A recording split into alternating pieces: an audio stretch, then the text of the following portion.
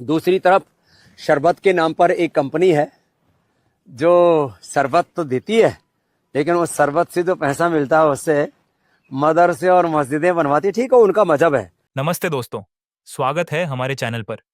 आज हम बात करने जा रहे हैं एक ऐसे मुद्दे की जो इन दिनों सोशल मीडिया से लेकर न्यूज़ चैनलों तक छाया हुआ है। जी हाँ, हम बात कर रहे हैं बाबा रामदेव के ताज़ा विवाद की, जिसे उन्होंने नाम दिया है शरबत जिहाद। बाबा रामदेव ने अपने नए वीडियो में कुछ ऐसा कहा है जिसने हंगामा मचा दिया है। उन्होंने पतंजलि के गुलाब शरबत को प्रमोट करते हुए दूसरी शरबत कंपनियों पर गंभीर आरोप लगाए और इसे शरबत जिहाद का नाम दे दिया। लेकिन सवाल ये है, आखिर बाबा रामदेव ऐसा बोलकर क्या कहना चाहते हैं? क्या उनका ये बयान सही है? और इस बयान के बाद सोशल मीडिया पर उन्हें क्यों ट्रोल किया जा रहा है? आज के इस वीडियो में हम इस पूरे मामले की तह तक जाएंगे, हर पहलू को समझेंगे और अंत में आपको बताएंगे रूह अफ़ज़ा की वो कहानी जो शायद आपने पहले कभी नहीं सुनी होगी। तो वीडियो को लाइक करें, चैनल को सब्सक्राइब करें और बेल आइकन दबाना ना भूलें। चलिए शुरू करते हैं। बाबा रामदेव ने क्या कहा? दोस्तों, सबसे पहले बात करते हैं कि आखिर बाबा रामदेव ने ऐसा क्या कहा जिसने इतना बवाल मचा दिया। 3 अप्रैल 2025 को बाबा रामदेव ने अपने सोशल मीडिया हैंडल्स पर एक 10 मिनट का वीडियो शेयर किया। इस वीडियो में वो पतंजलि के गुलाब शरबत को प्रमोट कर रहे थे। लेकिन बात यहीं खत्म नहीं हुई। उन्होंने वीडियो में कहा, और मैं कोट कर रहा हूं, एक तरफ टॉयलेट क्लीनर जैसे सॉफ्ट ड्रिंक्स का हमला है और दूसरी तरफ एक कंपनी है जो शरबत बेचती है। उससे जो पैसा आता है वो मस्जिद और मदरसे बनाने में जाता है। ठीक है, ये उनका मजहब है। लेकिन अगर आप पतंजलि का गुलाब शरबत पीते हैं तो उसका पैसा गुरुकुल, आचार्य कुलम पतंजलि विश्वविद्यालय और भारतीय शिक्षा बोर्ड को जाता है। रामदेव ने इसे शरबत जिहाद का नाम दिया और कहा कि जैसे लोग लव जिहाद और वोट जिहाद से बचने की बात करते हैं, वैसे ही अब शरबत जिहाद से भी बचना चाहिए। अब सवाल उठता है, बाबा रामदेव का ये शरबत जिहाद क्या है? क्या वो किसी खास कंपनी की बात कर रहे हैं? और अगर हाँ, तो वो कंपनी कौन सी है? कई लोगों का मानना है कि रामदेव का इशारा मशहूर शरबत ब्रांड रूह अफ़ज़ा की तरफ था। हालांकि उन्होंने किसी का नाम नहीं लिया, लेकिन उनके इस बयान ने सोशल मीडिया पर तूफान ला दिया। रामदेव ऐसा बोलकर क्या कहना चाहते हैं? दोस्तों, अगर हम गहराई में जाएं, तो बाबा रामदेव का यह बयान सिर्फ शरबत बेचने की मार्केटिंग स्ट्रैटेजी नहीं है। इसके पीछे कई लेयर्स हैं। चलिए, इसे समझते हैं। मार्केटिंग और ब्रांडिंग। बाबा रामदेव पतंजलि को एक स्वदेशी और सनातनी ब्रांड के तौर पर पेश करते हैं। उनका कहना है कि पतंजलि के प्रोडक्ट्स का पैसा भारतीय संस्कृति और शिक्षा को बढ़ावा देता है। इस बयान में वो दूसरी कंपनियों को टारगेट करके पतंजलि को एक पवित्र विकल्प के रूप में दिखाना चाहते हैं। धार्मिक भावनाओं का इस्तेमाल। शरबत जिहाद जैसे शब्द का इस्तेमाल करके रामदेव ने धार्मिक भावनाओं को छूने की कोशिश की है।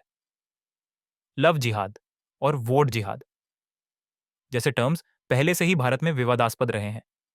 ऐसे में शरबत जिहाद कहकर वो एक खास समुदाय को टारगेट कर रहे हैं, जिससे उनका बयान और भी सनसनीखेज हो गया। सॉफ्ट ड्रिंक्स पर हमला। रामदेव ने सॉफ्ट ड्रिंक्स को टॉयलेट क्लीनर कहकर उनकी सेहत पर सवाल उठाए। ये उनका पुराना स्टाइल है, जिसमें वो वेस्टर्न प्रोडक्ट्स को निशाना बनाते हैं और पतंजलि को हेल्दी ऑप्शन बताते हैं। लेकिन इस बार उन्होंने शरबत जैसी देसी चीज को भी अपने निशाने पर लिया। लेकिन सवाल ये है, क्या रामदेव का ये बयान सिर्फ मार्केटिंग है या इसके पीछे कोई बड़ा एजेंडा है? कई लोगों का मानना है कि रामदेव अपने बिजनेस को बढ़ाने के लिए धार्मिक तनाव को हवा दे रहे हैं। वहीं उनके समर्थकों का कहना है कि वो सिर्फ सच बोल रहे हैं और लोगों को स्वदेशी प्रोडक्ट्स की तरफ ले जाना चाहते हैं। आप क्या सोचते हैं? क्या ये बयान ठीक है? अब बात करते हैं कि क्या बाबा रामदेव का ये बयान सही है? दोस्तों, ये एक ऐसा सवाल है जिसका जवाब हर किसी के लिए अलग हो सकता है। लेकिन चलिए, इसे कुछ नजरियों से समझते हैं। स्वतंत्रता की बात। भारत में बोलने की आजादी है। रामदेव को अपनी बात रखने का हक है। लेकिन जब आप एक बड़े ब्रांड के मालिक हैं और आपके पास लाखों फॉलोअर्स हैं, तो आपके शब्दों का असर भी बड़ा होता है। शरबत जिहाद जैसे शब्दों का इस्तेमाल करके वो एक खास समुदाय को टारगेट कर रहे हैं, जो समाज में तनाव बढ़ा सकता है। सच्चाई का सवाल। रामदेव ने दावा किया कि एक कंपनी अपने मुनाफे से मस्जिद और मदरसे बनवाती है। लेकिन क्या इसके पीछे कोई सबूत है? अभी तक ऐसा कोई ठोस सबूत सामने नहीं आया है। अगर वो रूह अफ़ज़ा की बात कर रहे हैं, तो हमदर्द, रूह अफ़ज़ा की कंपनी की चैरिटी पूरी तरह से सेक्युलर है और वो स्वास्थ्य, शिक्षा और कल्याण के लिए काम करती है। समाज पर असर। इस तरह के बयान समाज को बांटने का काम कर सकते हैं। जब आप शरबत जैसी छोटी चीज को भी धर्म से जोड़ देते हैं, तो ये आम लोगों के बीच गलतफहमियां पैदा करता है।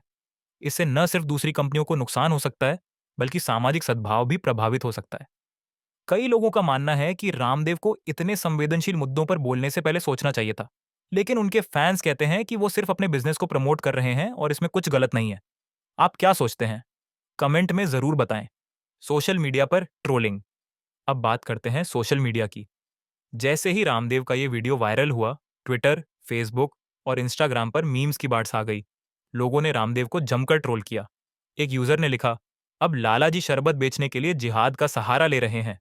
किसी ने कहा, पहले योग, फिर आयुर्वेद और अब शरबत जिहाद।